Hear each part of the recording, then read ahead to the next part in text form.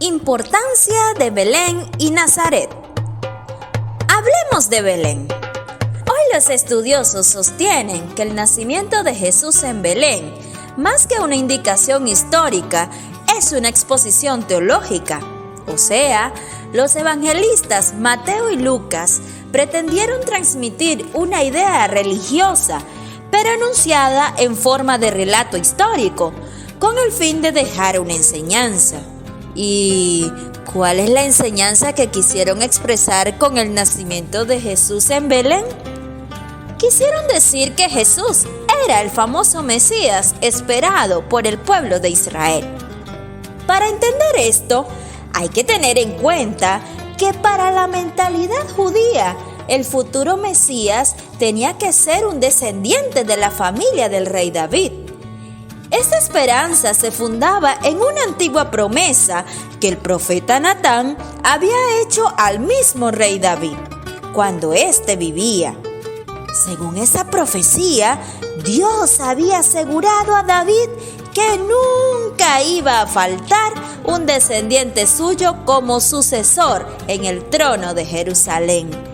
Frente a la inseguridad en la que vivían los monarcas antiguos de no tener un hijo varón que lo sucediera y otra familia reinara en su lugar, Dios le garantizó a David que siempre gobernaría Jerusalén un descendiente suyo, un Mesías, es decir, un ungido, y que lo haría con sabiduría y con justicia. Pero cada nuevo rey que subía al trono de Jerusalén era una nueva desilusión para la gente, que veía cómo se sucedían gobernantes corruptos y malvados, desentendidos del pueblo y preocupados solo por sus intereses personales. Por eso, cada vez que moría un rey y subía su hijo, el pueblo se preguntaba si este sería el Mesías esperado que traería la prosperidad y la paz al pueblo.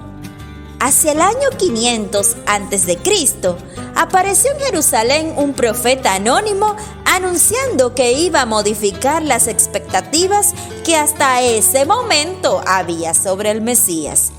Esa profecía hoy se encuentra en el libro de Miqueas y dice así: Pero tú, Belén de Efratá, aunque eres pequeña entre las aldeas de Judá, de ti saldrá el que ha de dominar Israel. Él gobernará con el poder y la majestad de Yahvé su Dios.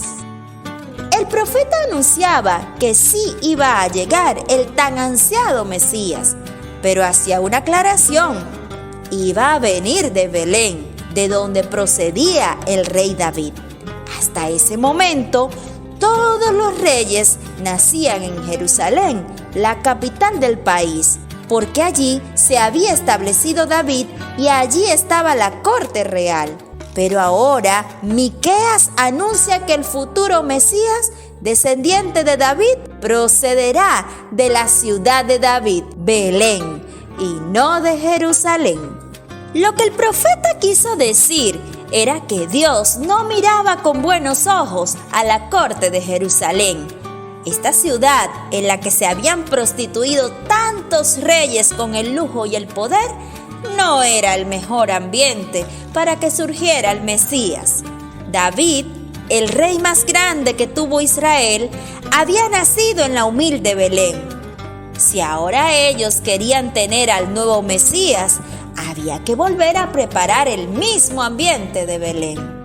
La profecía no pretendía fijar un lugar geográfico para el nacimiento del sucesor del rey. Simplemente proponía a los gobernantes de Jerusalén volver a la humildad y sencillez de sus orígenes. Es decir, sugería cortar con el actual modo de hacer política, abandonar la conducta que ostentaban los dirigentes y volver al estilo de vida que se tenía en aquel pasado remoto e ideal, que una vez sirvió para que naciera un gran rey. La profecía era una constante advertencia de lo que Dios quería para los reyes de Israel. Hablemos de Nazaret. Nazaret era una ciudad ignota. minúscula y de mala fama, tan insignificante que en el Antiguo Testamento no se le menciona nunca. Incluso cuando el libro de Josué describe detalladamente la región de Galilea, saltea a Nazaret. No es nombrada por historiadores de la época cuando se contabilizan las ciudades de Galilea, ni el Talmud, que era una colección antigua de escritos judíos, la mencionan. Por lo tanto, que alguien tan importante como Jesús hubiera nacido allí producía escándalo entre la gente. A pesar de eso, el Evangelio de Juan en ningún momento aclara que Jesús no era de Nazaret. Al contrario, lo afirma varias veces más en su Evangelio.